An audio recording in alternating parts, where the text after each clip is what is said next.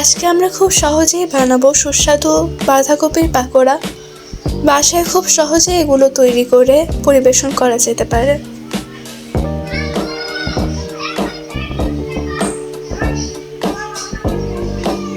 এই জন্য প্রথমেই কিছু পরিমাণ বাঁধাকপির কুচি নিয়ে তার ভেতরে 1 কাপ পেঁয়াজ কুচি,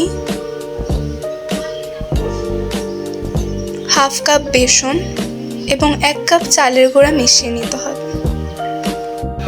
এরপর এতে যোগ করে দিতে হবে হলুদ, স্বাদমতো লবণ এবং শুকনো মরিচের গুঁড়া এবং কাঁচামরিচ কুচি।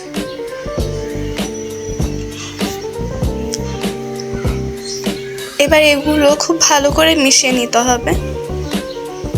মেশাতে মেশাতে বাঁধাকপি থেকে জল বের হবে এবং এতে আলাদা করে জল দেওয়ার কোনো প্রয়োজন হবে না।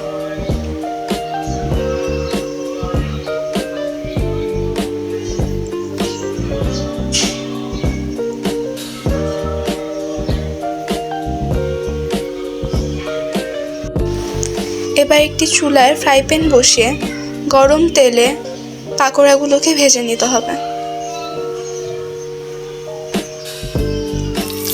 এপিঠ ওপিঠ ভালো করে ভাজা হয়ে গেলে উঠিয়ে পরিবেশন করা যাবে সুস্বাদু বাঁধাকপির পাকোড়া।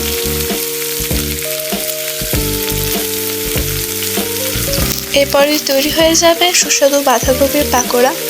সন্ধ্যার চায়ের সাথে পরিবেশন করা হলে একদম জমে যাবে। এরকম ইউনিক রেসিপি পেতে হলে সাবস্ক্রাইব করুন আমাদের চ্যানেলটি।